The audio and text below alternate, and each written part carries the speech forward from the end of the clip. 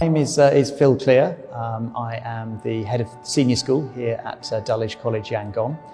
We are at the moment in the Star City campus, but we have another campus over in Punline. I've been here for nearly 2 years, so this is the end of my second year. It's been rather a strange end to my second year, as it's been rather a strange end to everyone's academic year. But it's been a fascinating journey so far, and particularly interesting over the last few weeks and last couple of months. My background in terms of teaching has largely been with the older students, the senior students, but my immediate experience was with prep school students. So that was with students who were aged kind of 10 to 13 years old in my previous school. So Dulwich College Yangon has actually been growing very nicely. When I arrived, the oldest year group was year 9.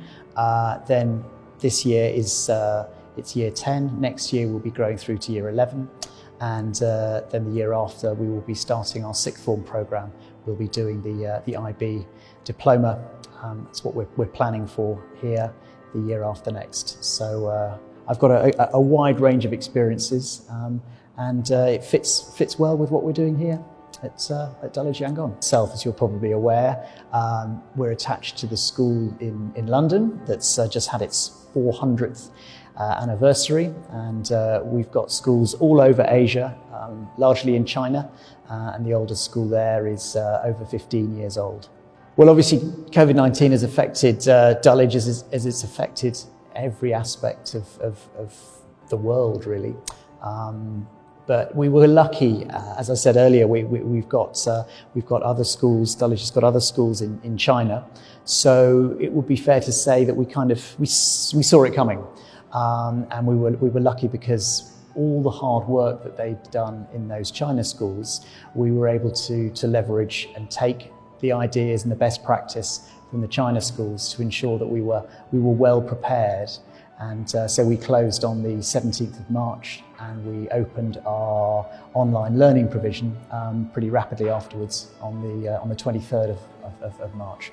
So it meant we were able to move pretty seamlessly from being physically in the classroom, working with the students in an ordinary offline way, to the online version. So as I say, part of the advantage of having the China schools meant that we could take their best practice, but also we'd started working on various different types of online platform this year. So we've been using Microsoft Teams, we've been using Seesaw, both of which are things that the students are familiar with in an offline capacity as well. To get used to it, we were very lucky in the senior school in particular that we started this year with the students bringing their own devices. So the students already took computers, tablets and so on into their lessons, so it became part of their learning. So actually to transfer the learning from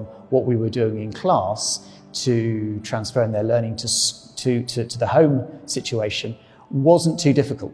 And in fact, it's proved successful. It's proved successful as much as is possible. There are certain things that we simply can't replicate. The students can't get out into the swimming pool. They can't get out into the playing fields or use the gym. But what we're doing is although we can't change the environment that they're in, the home environment that they're in, we're getting them to look at it in a different way. We're getting them to see it in a different way. The teachers are asking them to view it through a slightly different lens. We've had examples of students actually interviewing their parents or grandparents, so that this is an opportunity to actually embrace the technology. So it's something they probably wouldn't ordinarily have done, but they're actually finding out about what life was like 50 years ago. So I've seen some lovely videos of our students talking to their grandparents, finding out about what the climate was like, finding out what school was like, what the markets were like, how things have changed in the last 50 years.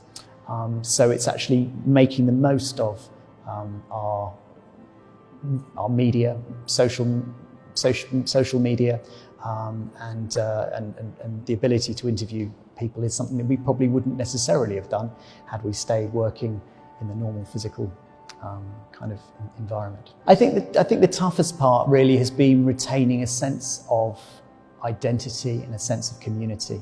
The wonderful thing about working in a school is you're working with hundreds of different people every day. I remember I worked in an office job very briefly when I was back in London, and I think it was 6 months before I got to speak to anyone outside the office to talk to a client. But part of the attraction of being a teacher, working in education, is you get to see and interact with hundreds of clients, if you like, every day, whether it's students, whether it's colleagues, whether it's parents. So to maintain that sense of community has been difficult. In the senior school, we've carried on with weekly assemblies. So everyone comes in and they join a call once a week, and we'll share things that are going particularly well. Students that have done very well, who are working well. We're carrying on with our house competitions. So here at Dulwich College Yangon, we've got 4 houses, a bit like Harry Potter. But the students, when they do good pieces of work, they get house points. We have competitions. We've had a football competition. We've had an art competition. We've had a public speaking competition. So although the students are not physically seeing each other, they are sharing the nice things that they're doing, and they are adding to a sort of sense of purpose and a sense of community on a regular basis. But no, I would say that the hardest thing has been not physically being in the same place, because teaching's all about building relationships, relationships with the students, relationships with colleagues, and relationships with parents as well. But I think it's very, very exciting, the fact that we've got the whole of the world has had to think and reappraise how we communicate. So it's not just education, but I think education will be changing probably more than many other industries. Cambridge University, as you're possibly aware, has just announced that they're going to be doing all of their lectures for next academic year online. And that's just showing possibly the way things are going to go. I think our students are in an exciting position to be able to embrace the online learning, because I think online learning and online collaboration is something that we're only going to see more of. And having the chance to do that now at Dulwich College Yangon, it gives them a real advantage. And I think we were chatting earlier, I know, about the fact that there could be a bit of a polarization, particularly in this country, with those students and young people who do have access to technology and those who don't. We went to an orphanage over the weekend who we support, and of the 60 students there, I think there were 2 mobile phones and one computer. So it does concern me that although there will be sectors of society that will be ploughing on and making great progress, engaging in the online world, there could be more and more groups, more and more people in society. COVID-19 has done is it's forced everyone to look at the most efficient ways of working. So whether that is business in general or education in particular, there are efficiencies that, if you like, online collaboration is bringing to us. I have, as I said right at the beginning, we've got two campuses. I've got a team on the Punline campus and a team at the Star City campus, and actually organising an opportunity for us to meet physically is incredibly difficult. We're on different sides of the city, only separated by 20 or 30 kilometres. Now that we've actually got people on different parts of the world, we've got some colleagues in the US, we've got some colleagues in the UK, some in Thailand, some in the Philippines, some here still in Yangon. But actually, it's much easier for us all to get together for a meeting, and actually they're a really, really effective way of students organising their notes, for staff to organise their lessons, and it means that we've actually got a record of all the lessons that have been taking place, because in fact we've got all the all the lessons actually get recorded. And so it means that students are able to go back and have a look to see if there was an explanation that they didn't understand, something that they missed. They can go and see how it was explained. And a number of students have actually commented that this has been a really positive feature.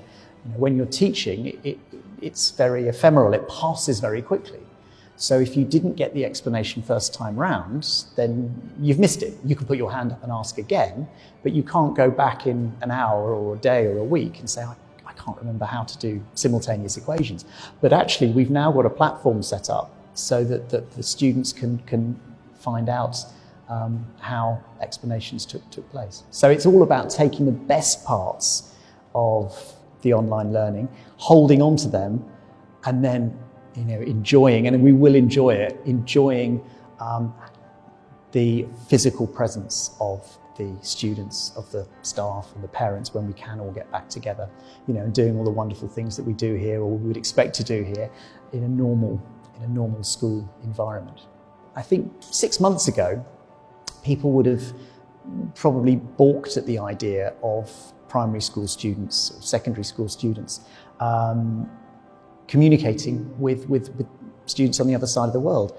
But actually the reality is now we know that so many collaboration projects, such as finding a vaccine for COVID, all those projects are international projects, and they rely on the collaboration of teams and groups, not just from one classroom or one university, but actually groups from all around the world. So actually building the collaboration are skills that we're developing for the students here at Dulwich Yangon, and they are skills that they will build on and they will use going forwards in any aspect of life, business, education, or whatever.